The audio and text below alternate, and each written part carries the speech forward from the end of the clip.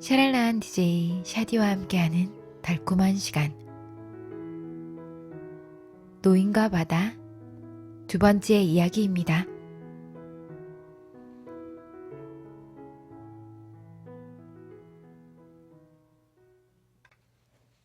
다른 해안에도 바다로 출항하는 배가 여럿 있었지만 달이 언덕 너머로 져버려 보이지 않았다. 그러나 어부들의 노가 바닷물을 치고 밀고 하는 소리는 또렷하게 들렸다. 가끔 누군가가 배에서 말하는 소리가 들렸지만 대부분 노젓는 소리 말고는 조용했다. 항구 어귀를 빠져나온 어부들은 각자 흩어져 고기가 잡힐 만한 바다를 향해 나아갔다. 먼 바다까지 나가볼 작정이었던 노인은 문 냄새를 뒤로 한 채 이른 아침 신선한 바다 냄새를 향해 노를 저어 나갔다. 해류가 해저의 가파른 절벽에 부딪히면서 생기는 소용돌이 때문에 온갖 종류의 물고기들이 끌려 들어오는 지점이 있는데 수심이 갑자기 700길 이상 깊어져서 어부들 사이에서 큰 우물이라고 불리는 지점을 지날 무렵 노인은 멕시코만 해초에 인광을 보았다.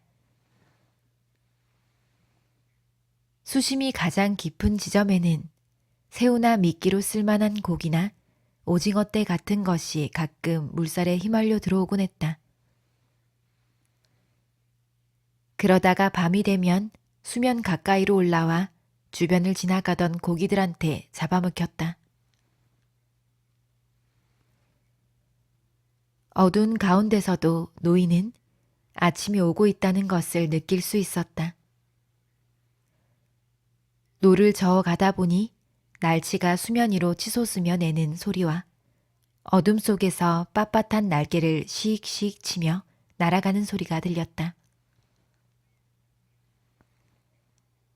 바다에 나가면 제일 가까운 친구가 날치였기 때문에 노인은 날치를 무척 좋아했다.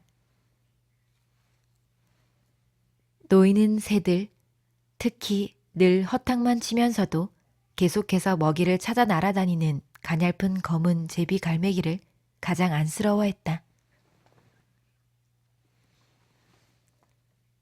도둑 갈매기나 덩치가 크고 힘이 센 새들을 제외하면 새들이 사람보다 더 팍팍한 삶을 살고 있지 라고 노인은 생각했다.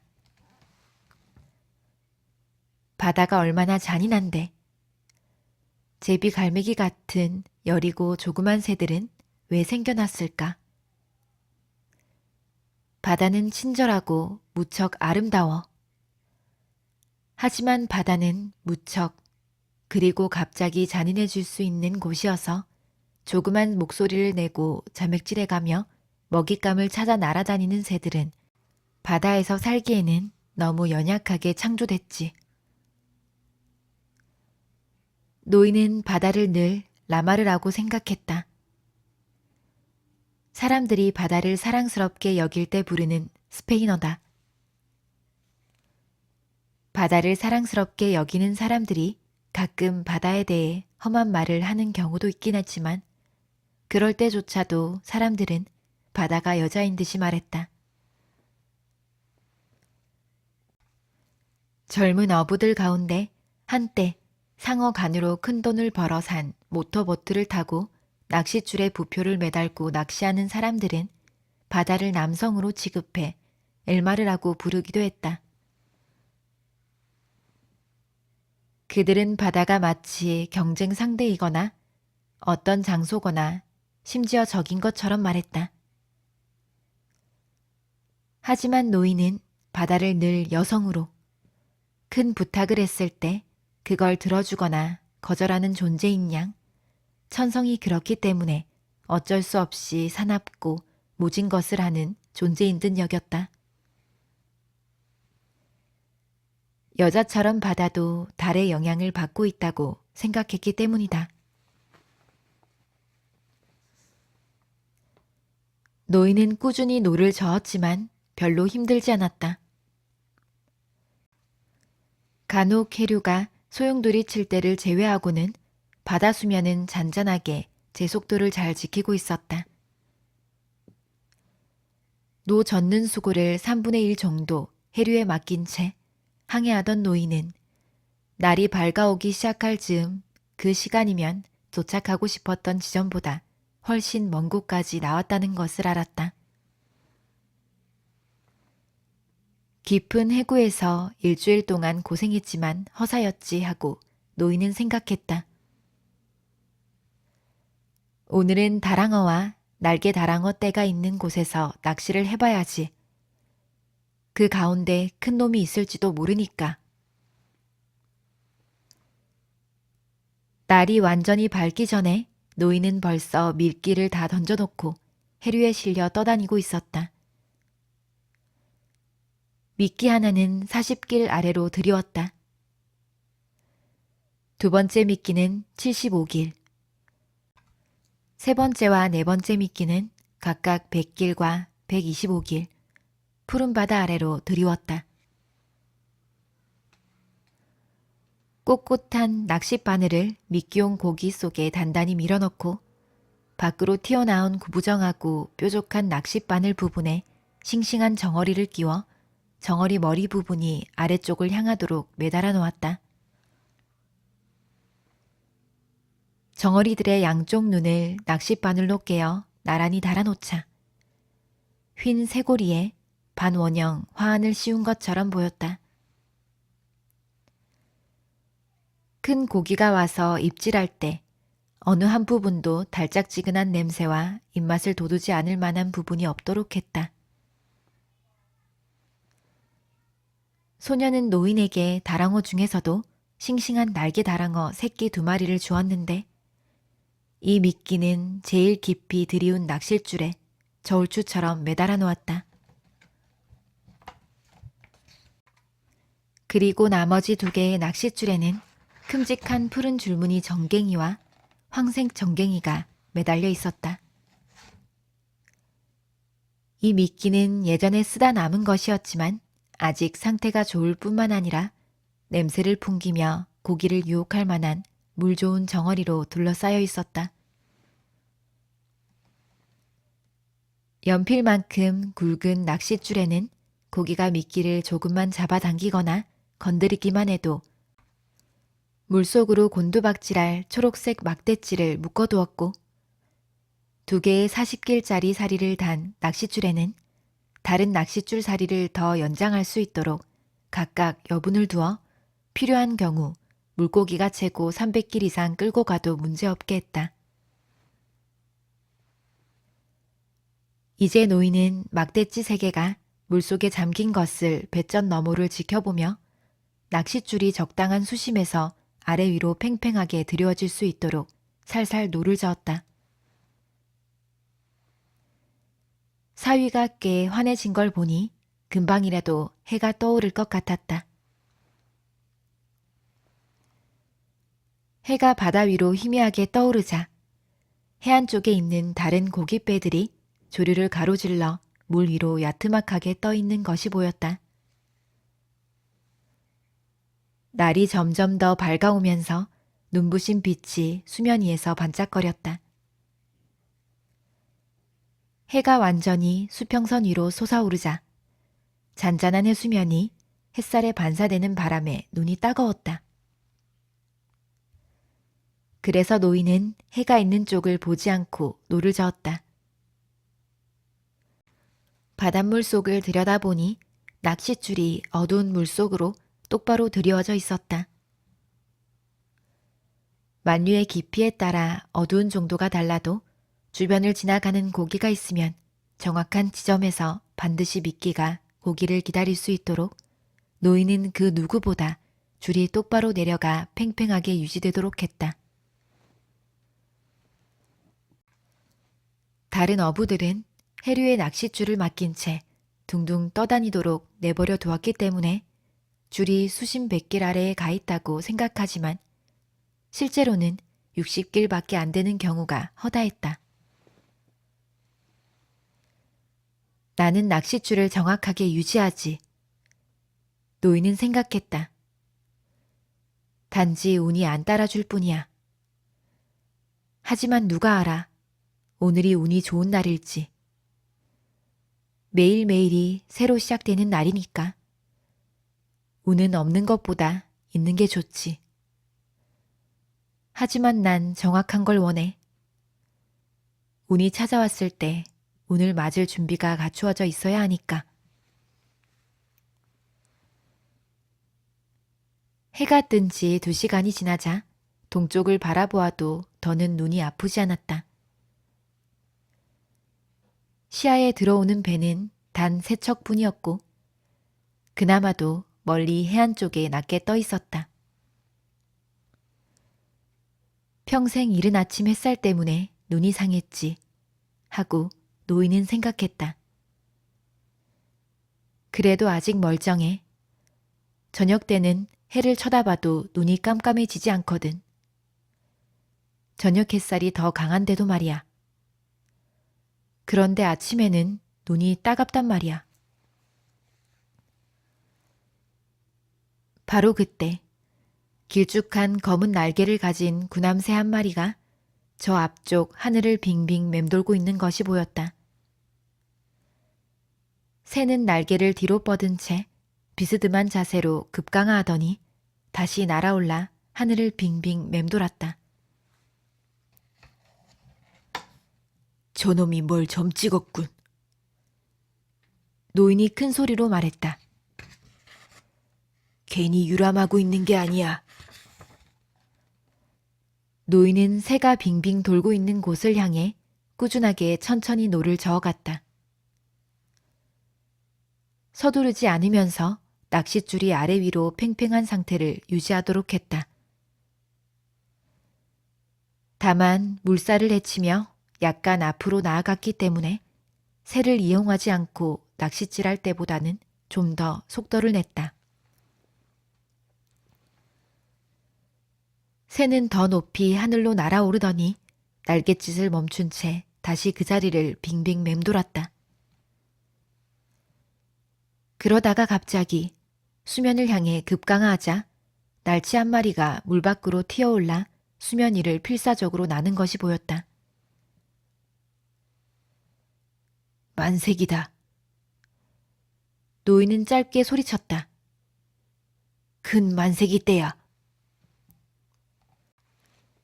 그는 노를 거두고 뱃머리 아래에서 작은 낚싯줄 하나를 꺼냈다. 중간 크기의 낚싯바늘이 달린 철사로 된 목줄에 정어리 한 마리를 미끼로 달았다. 그리고 그것을 배전 너머로 던진 뒤 고물 쪽에 있는 고리새에 단단히 붙들어 맸다. 그러더니 다른 낚싯줄에도 미끼를 달아 이물 쪽 그늘진 구석에 둘둘 감아놓았다.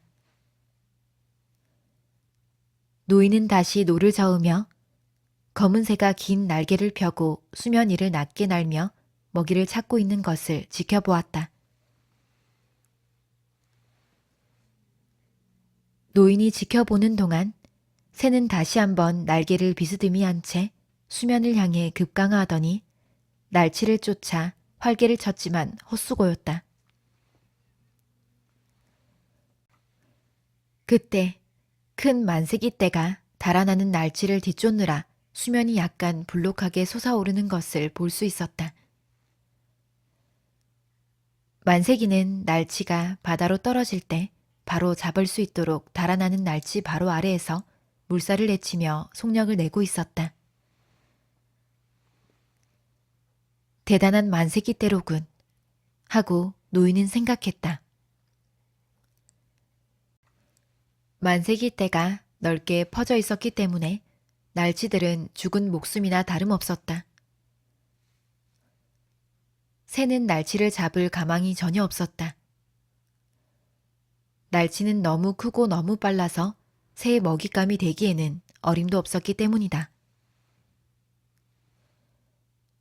노인은 날치들이 계속해서 물 위로 튀어오르고 그걸 잡으려고 혹고생하는 새를 지켜보았다. 노인은 생각했다. 저 만세기 떼는 놓쳤어. 너무 빠른 데다 너무 멀리 가버렸는걸. 하지만 무리에서 떨어져 나온 놈이 하나쯤 걸리거나 내가 노리는 커다란 물고기가 저놈들 주변에 있을지도 모르지. 내가 잡으려는 큰 물고기가 분명 어딘가에 있을 거야. 멀리 육지에는 구름이 산처럼 피어올랐고 해안은 푸르스름한 회색빛 능선을 배경으로 길쭉한 초록색 선처럼 보였다. 물빛은 짙은 청색이었는데 이제 너무 짙어져 거의 보라색에 가까웠다. 물속을 들여다보니 채로 쳐서 뿌려놓은 듯한 불구스름한 플랑크톤과 햇빛이 빚어내는 이상한 광선들이 어우러져 있었다. 노인은 낚싯줄이 눈에 보이지 않을 만큼 깊은 곳까지 똑바로 들여져 있는지 살폈다. 플랑크톤이 그렇게 많다는 것은 물고기가 있다는 증거였기 때문에 노인은 기뻤다. 한층 높이 뜬 해가 물속에 빚어내는 기이한 광선은 날씨가 좋다는 증거였다. 육지 위에 걸린 구름의 형태 또한 마찬가지였다. 하지만 새들은 이제 시야에서 사라져 보이지 않았다. 해수면에는 햇빛에 누렇게 색이 바랜 모자반류의 해초 더미들과 보라색 형광빛을 내며 배 가까이에서 떠내려 가고 있는 고깔 해파리의 젤리 같은 뚜렷한 형상의 불의 외에는 아무것도 보이지 않았다. 해파리는 몸을 옆으로 뉘었다가 다시 똑바로 세웠다. 해파리는 치명적인 독을 품고 있는 긴 보라색 촉수를 물속으로 1미터 가까이 들이운 채 물방울같이 느긋하게 떠내려가고 있었다. 고깔 해파리로군. 노인이 말했다. 이런 망할 것들 같으니라고. 노의 몸을 기댄 채 물속을 가만히 들여다보니 흐물흐물 늘어진 해파리 촉수와 같은 색깔을 띤 조그만 물고기들이 촉수 사이 혹은 물방울같이 생긴 불에가 물에 떠내려가면서 만들어 놓은 조그만 그늘 아래서 헤엄치고 있었다. 이 물고기들은 해파리 독에 면역되어 있었다. 하지만 사람은 그렇지 못했기 때문에 낚시하다가 낚싯줄에 끈끈하게 들러붙은 보라색 독세포에 손이나 팔이 닿기라도 하면 덩굴옷이나 온나무를 만졌을 때처럼 두드러기나 발진이 생겼다. 해파리 중에서도 특히 아구아 말라의 독은 금세 퍼져서 마치 채찍으로 맞은 듯한 증상을 보였다. 형광빛 방울들은 아름다웠다. 하지만 이 방울들은 바다에서 겉모양의 소가 봉변을 당하기 쉬운 것이어서 노인은 커다란 바다 거북이 해파리를 잡아먹는 걸 보면 반갑기까지 했다. 바다 거북은 방울을 발견하면 정면으로 접근해 갑옷으로 무장하듯 눈을 감은 뒤 촉수든 뭐든 통째로 몽땅 잡아먹었다. 노인은 바다 거북이 해파리를 잡아먹는 모습을 보며 즐거워했을 뿐만 아니라 태풍이 지나간 뒤 해변에 떠내려온 해파리를 발견하면 딱딱하게 뿔처럼 굳은 발바닥으로 밟아 팡 하고 터뜨리곤 했는데 그때 나는 소리도 좋아했다. 노인은 우아하고 날쌘 초록 바다 거북이나 대모 거북을 특히 좋아했지만 등껍질이 누렇고 이상하게 교미를 하며 눈을 감은 채 고깔 해파리를 개걸스럽게 먹어치우는 멍청하고 덩치가 큰 왕 바다 거북은 별뜻 없이 경멸했다. 노인은 여러 해 동안 바다 거북잡이 배를 탄 적이 있긴 하지만 바다 거북에 대한 신비감은 전혀 없었다. 심지어 바다 거북을 보면 측은한 생각마저 들었다. 길이가 조각배만 하고 무게가 1톤이나 되는 거대한 장수 거북을 봐도 그랬다. 바다 거북은 난도질을 당하고 도살을 당한 후에도 몇 시간 동안이나 심장이 뛰기 때문에 대부분의 사람들은 바다 거북을 모질게 대했다. 노인은 자기도 그런 심장을 갖고 있고 바다 거북 같은 손과 발을 가지고 있다고 생각했다.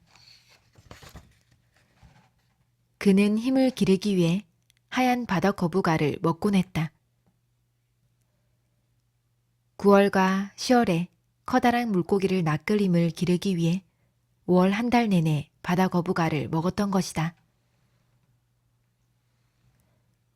노인은 또 어부들이 어구를 보관해 두는 창고에 있는 큰 드럼통에서 매일 상어 간류를 한 컵씩 따라 마셨다. 그 간류는 어부 중 누구든 원하면 마서 마시라고 놔둔 것이었다. 대부분의 어부는 간류 맛을 싫어했다.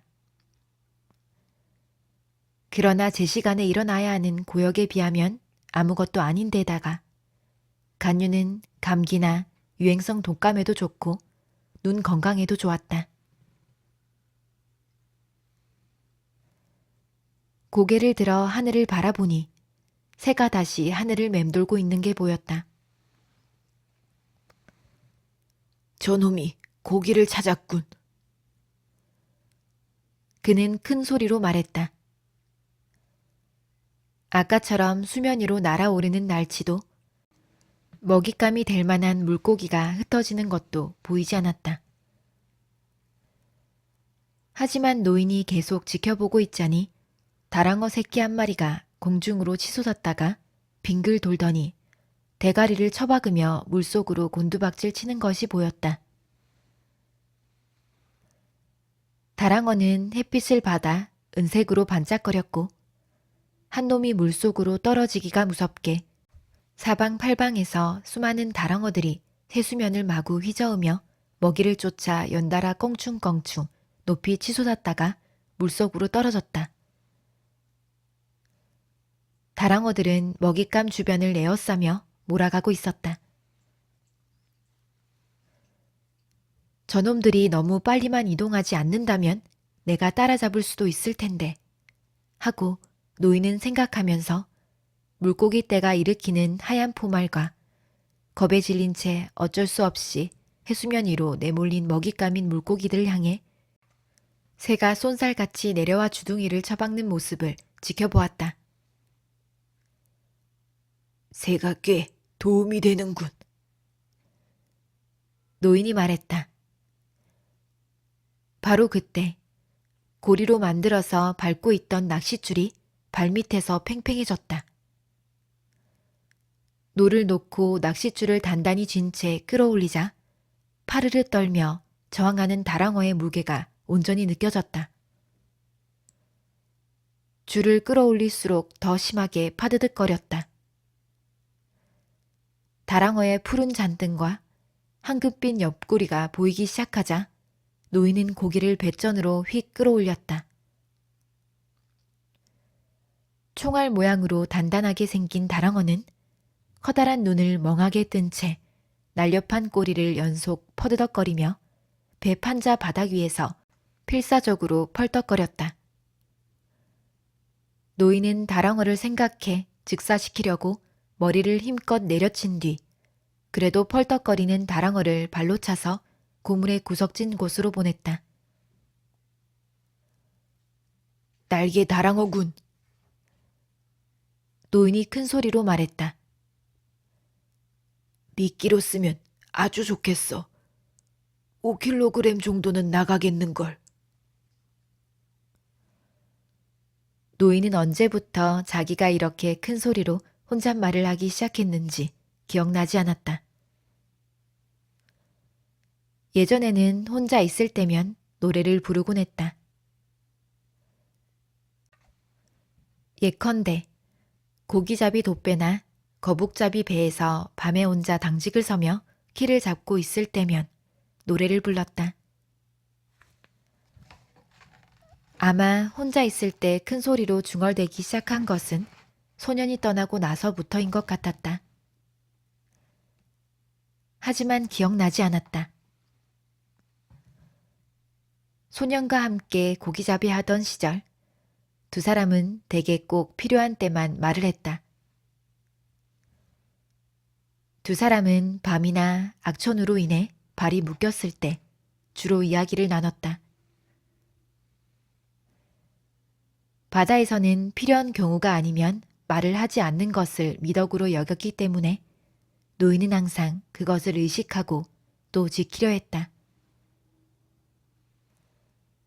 하지만 이제는 큰 소리로 말해도 싫어할 사람이 없었기 때문에 혼자 있을 때도 머릿속으로 생각나는 걸 밖으로 내뱉었다. 이렇게 큰 소리로 짓거리는 걸 남들이 들으면 내가 미친 줄 알겠지. 노인은 큰 소리로 말했다. 하지만 난 미치지 않았으니까 상관없어. 돈 많은 사람들이야 라디오가 있어서 배를 타고 있을 때 이야기도 들려주고 야구 중계도 해주지만 말이야. 지금은 야구 생각을 할 때가 아니야 하고 노인은 생각했다. 지금은 딱 한 가지만 생각할 때야. 난 그걸 위해 태어난 사람이지. 저 물고기 떼 주변에 아주 큰 놈이 한 마리 있을지도 몰라. 난 먹이를 쫓는 날개 다랑어 떼 가운데서 비실비실한 놈을 한 마리 낚았을 뿐이야. 하지만 그 고깃대는 너무 빨리, 너무 멀리 이동하고 있어. 오늘 해수면에 보이는 것들은 죄다 아주 빠르게 북동쪽으로 이동하고 있군. 하루 중 그럴 때라서 그런 걸까? 아니면 내가 모르는 어떤 기후의 징후일까?